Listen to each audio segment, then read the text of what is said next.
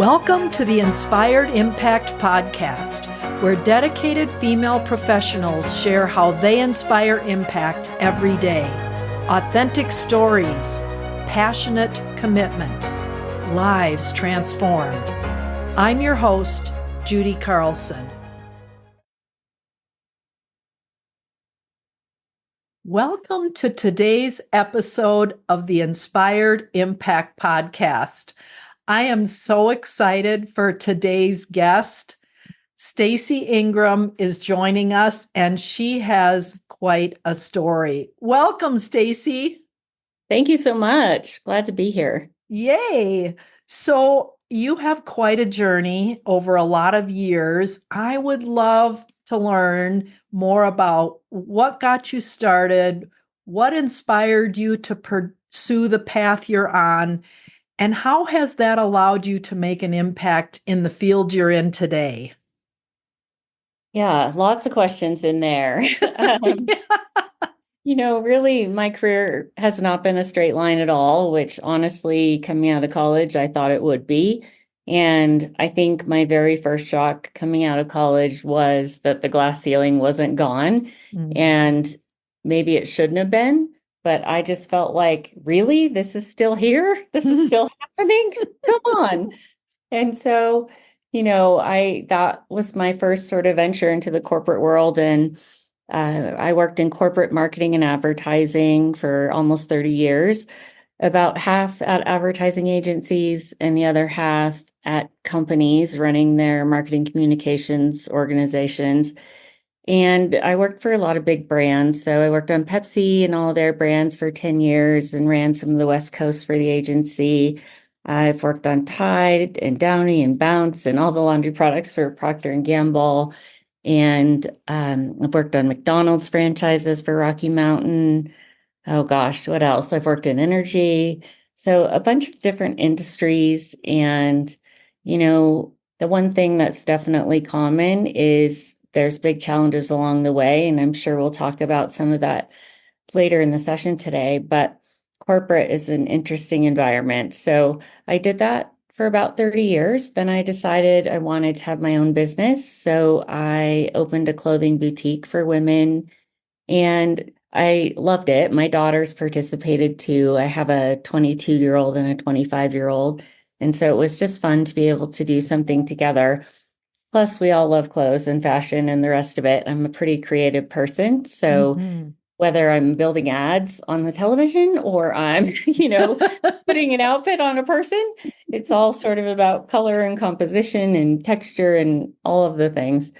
And I really did love it. I think the other purpose around it was really to make women feel comfortable in their own skin. And, it's interesting in that I would have the most beautiful women come in and they could be size 0 or they could be, size 12, doesn't matter, and anything in between. And I think even the people we think look perfect, they don't think so. And so a lot of it is getting them to feel really confident in what they're wearing. And, when we don't feel confident in what we're wearing, we walk in the room almost with our head down versus, really feeling good. And so that's kind of how that started. And really that led me to what I'm doing today, because I had so many women that came in that just needed someone not in their circle to talk to. And I started taking a lot of psychology and coaching classes and things like that, thinking that I could do some sessions on the weekend or before we opened or after for women. And then COVID happened. And as most people know, COVID and retail didn't really get along very well. And so ultimately I decided to close my store, which was a very hard decision. But then I really wanted to continue the coaching because I'm at a point in my career and my life that I just feel like I want to make a difference for someone else and, make sure that I'm doing something that really matters. And so I had continued all my coaching classes. I've now had about 42 hours of psychology, a bunch of coaching in sports psychology, and also hypnotherapy, NLP, you name it, a bunch of things in this space. I'm the kind of person that sort of over prepares. So I wanted to have a lot of different things. But I did start working with women and it was fine. But I really missed the mentorship piece that I had at my store with my high school kids and my college kids. And you'd be surprised how much some of them are going through. And Mm. so I decided to change my focus. And so right now I am a mental toughness and performance coach for teen athletes. So middle school, high school, a little bit of college, all different sports, also things in performance like dance, singing, whatever it might be. Mm. And, I love these kids, seeing their progress and really seeing how they're making a difference too. Wow. So much wonderful information. I love what you said about women needing to be comfortable in their own skin and putting an outfit together that's color coordinated, composition, texture. A lot of times, though, women can feel really good on the outside, but interestingly enough, where that journey has led you is more to the mental side of how we feel about ourselves. Yeah, it definitely has. I mean, I think that as women in particular, we tend to have a lot of insecurities, Mhm. and that sometimes also can carry down to our kids because, Mm. our daughters and sons are watching us too. Boy, isn't that the truth? And now that you've got 20-something-year-old children who were with you when your store opened, the transformation you've been able to see in them, as well as your customers along the way, that must be remarkable, Stacy. It is it is really rewarding, and the one thing I always really loved about the store, and this was true for my girls as well as others that just worked at the store for me, is we'd get them typically when they're a sophomore, and we were lucky enough that they always stayed with us until they graduated into college so we could kind of stay connected and see their progression. I still see a few of them today. And, we'd start out and we always had to do videos with like new styles and all, because we in a boutique could get new styles in every single day. Mhm. And at first, people were like petrified of Hmm. doing that, me included, honestly. And over time, you just got used to it. But I felt like by the time those girls graduated, they were confident in themselves. They had no problem talking to adults. They understood a lot of things about public speaking and how to carry themselves and all of that. And I was really proud of that because, like I said, some of them came in on not shy, but they also didn't have that level of confidence. And to watch them leave with that just made me really happy. And I spent a lot of time in your boutique, to be honest, Stacy, with my daughter who was, in her teens and early 20s. And I remember the gals, who helped us and welcomed us with a smile and what are you looking for today and suggesting things. And kudos to you for the growth and development and the piece that of their lives that you were part of. Thank you. It was great to be a part of it. And, some of the kids had normal, great home lives, but some of them didn't. And so for those that didn't, it was kind of their time of respite, if you will. And you know, I think they really enjoyed being in that space, and I hope that came through to our customers too. And then you transitioned into more working with women. And I loved your word. We always over prepare. And don't we, though, as women? We over prepare, we study, we train, we, um, go to classes and become who we really want to be. I'd love to know more about your transition between working with women and then working with your teen athletes. Yeah, it was a transition because you're still working on the kind of the insides of someone, their brain and how they think and how they feel things and all of it. Um, But, my programs are really different because they were geared more towards adults. And Mm, the things I do now are geared more towards teens, but some things are the same, things like self-talk, mm, self-confidence, how to deal with bad situations, communication, some of those things are the same. But then there's a lot of things that are different. Like with my athletes, we work on routines before all their big meets and games and things where they know what they're going to do the night before, what they're going to do day of, what they're going to do when they get there, and really putting process in place so that, they're so focused on the process that they really don't have time to be stressed out or anxious or any of it. And so we try and really do some things like that so that the teens are really prepared.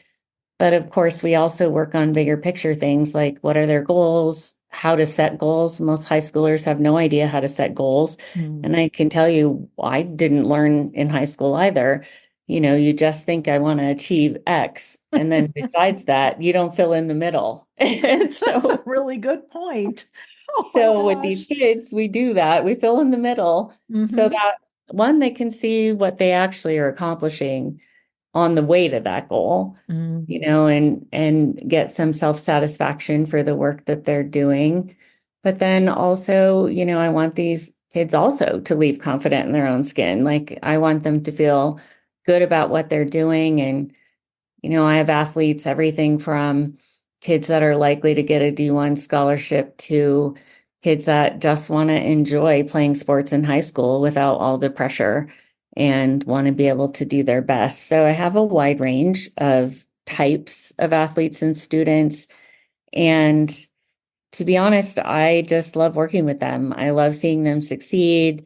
I get so excited when I get their text messages about how they did, um, because I'm always then the anxious one. I'm like, okay, I hope they did good. How'd they right. do? Wow, the relationship you develop with these kids must just be awesome. I've got goosebumps listening to you tell me that you're getting text messages from them.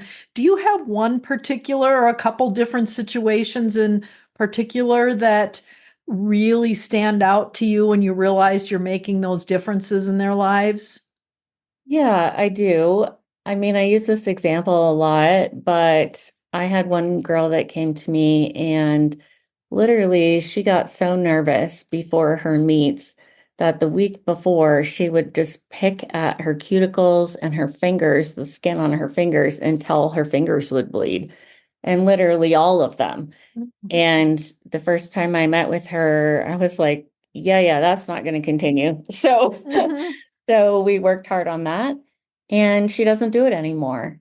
And, I think every time I see her now, I'm like, show me your hands. Yep. Mm-hmm.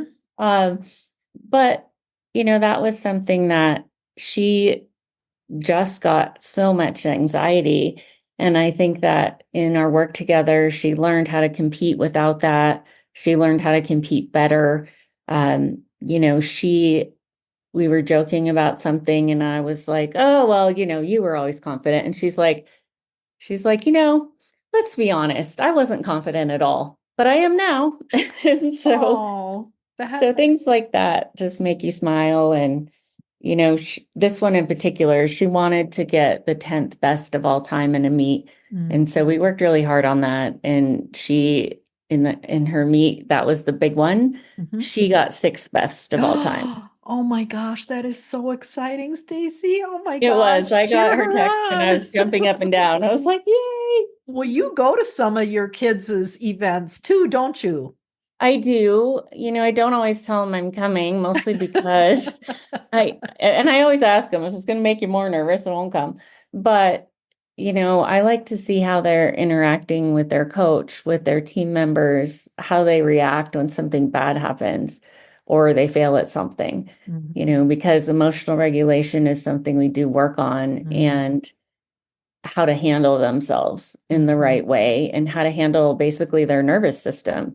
I think we don't know, that the average person doesn't really think about the fact that your emotions and beliefs and all of those things are tied in with your nervous system, because our whole fight or flight Mhm. history with that, um, can really affect how we think sometimes. So really being able to understand a little bit about their biology and how it affects other things in their body so Mhm. that they can be controlling that instead of it controlling you. Wow. Going back to something you said at the very beginning about facing the glass ceiling, and this is 30 years ago or more, and what that meant to you as a female professional, and then how your challenges have changed over the years as you've pivoted and started your own business. Tell me a little bit about the challenges you faced then, if you still face challenges like that, and how you've overcome those. Yeah, they are hard. And I think as women in business, we face all kinds of things. And I can tell you, I've seen much of it. I've been, constantly asked out by my boss, by my boss's boss. Before I was married, I've been in rooms with lots of comments that I don't appreciate. I've I've been, sort of denied a job that I had been given because I got pregnant. And Mm, so they decided I couldn't travel that much and I wouldn't be able to do the job without even talking to me. Like they just decided it on their own. And I was so mad. I can't even tell you. It's like, well, I think that's my decision, not really yours. And then just the whole thing about, I do think as women, somehow we end up having to work harder, do more than our male counterparts sometimes to get to the same place. And I think that can be challenging. I think the other thing for me is I just have really strong morals and values and integrity. And a lot of times there were things that I wasn't willing to do. And I think sometimes that hurt me.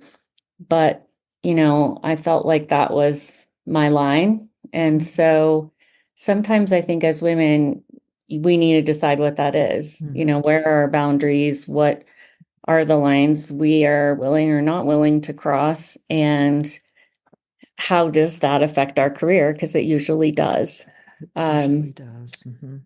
I think as far as like overcoming, I think really honestly, that's almost like an inside job, I would say, is really understanding who you are, really understanding what you're good at, and being confident in yourself.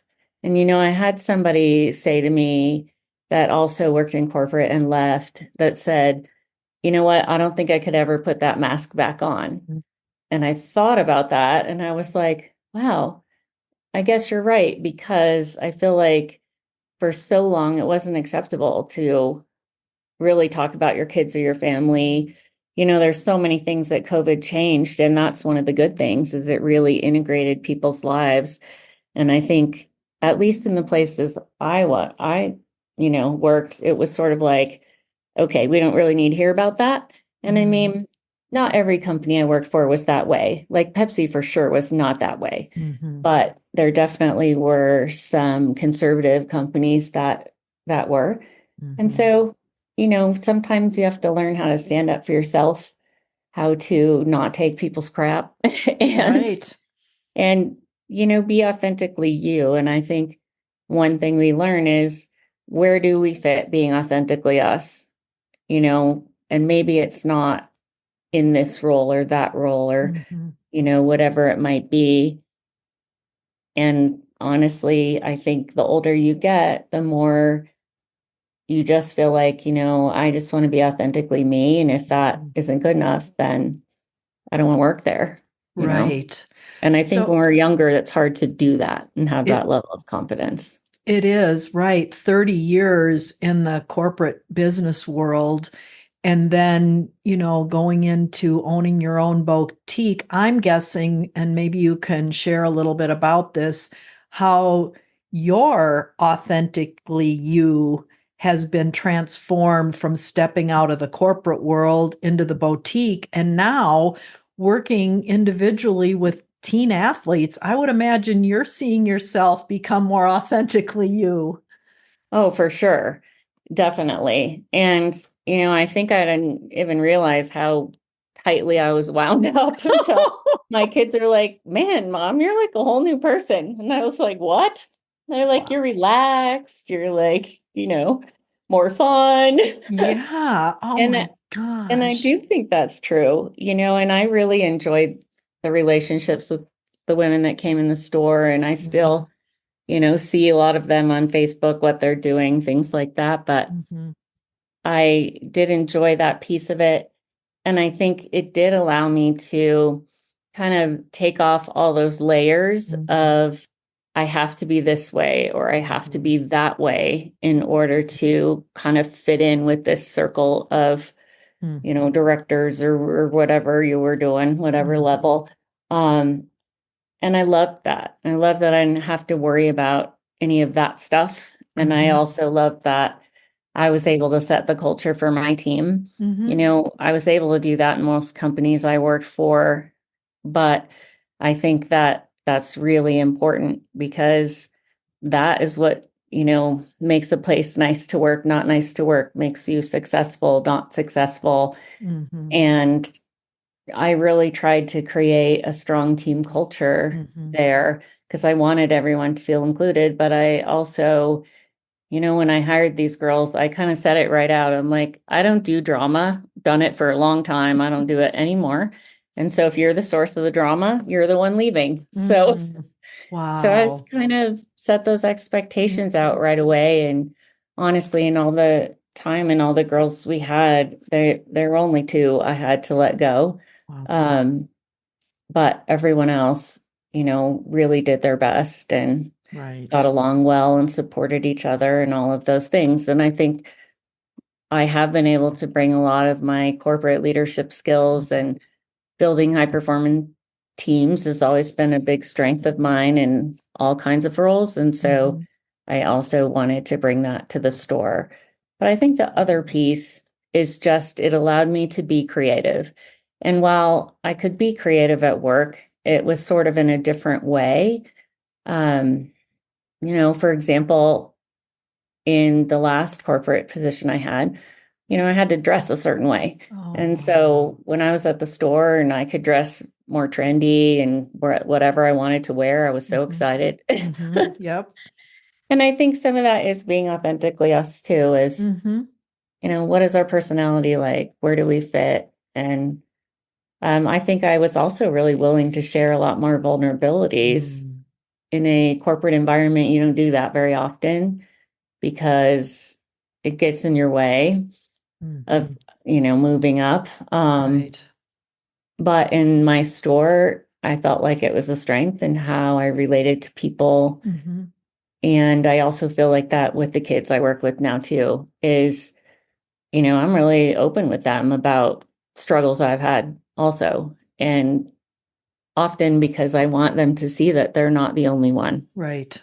Boy, that is so true. If you can start to share some of the struggles you've been through, and then they're like, wow, I'm getting coaching and mentoring from you, but you've also gone through this. That makes it even more valuable to them. Yeah, I think also our high schoolers and all teens in general, and also college, early college especially, face so much pressure. Mm, Our athletes are, many of them have been playing since they're 3 years old. So mhm. by the time they get to high school, one, they're pretty dang good. Yep. And two, they're so committed that they're playing at their school, but that's not even the half of it. They have club teams year round, they have travel teams, they have all these other things going on. And many of these kids are also high achievers. And so they have AP classes Mm, and other obligations as well. And so fitting it all in is tough. And then the social media piece is tough. mhm, That affects so much of their life. mhm. And so I think that's a hard one that, at least for me, when I was in high school, we didn't have. Right. Yeah. Adds a lot more of the dimension to their lives today that we didn't have to face. Well, Stacy, as we wrap up, I would love for you to share if there are moms or adults or kids listening to this. What's the best way for them to connect with you to learn more about what you're doing? Because you're transforming lives every day and inspiring so much impact. And I could go on and on with you today. It's just been so exciting to talk with you. I have so many more questions, but let's at least tell our listeners the best way to connect with you and start working with you. Yes, thanks so much. Well, my website is cultivatingyourcourage.net, and there's a lot of information on what I do and on me there. But also my email is very similar. It's just stacy@cultivatingyourcourage.net, and it's just STACY. And so you can email me as well. Those are two of the ways. And then, of course, I have sort of the standard Facebook page. I have a LinkedIn, all of that. I also, why I named my company that is it does take courage to work on yourself internally and to really work on the mental side of who we are. And so that's why I kind of wanted to reinforce that. And my tagline is be bold, be brave, be courageous, which is actually a verse from Isaiah. But trying to encourage these kids to take a step forward and not be afraid to do it. Wow. Amen, sister. I love your tagline, be bold, be brave, be courageous. That sums it all up, doesn't it? Yep. Do the hard stuff. Do the hard stuff. It's worth it. Yes. Well, thank you, Stacy, so much for joining us today. I am just so excited for the women who are going to be able to be transformed with their kids and their lives in the future. So thank you so much for joining us. Absolutely. Thanks for having me. Thanks so much for joining us for the Inspired Impact podcast. To listen to past episodes, please visit theinspiredimpactpodcast.com.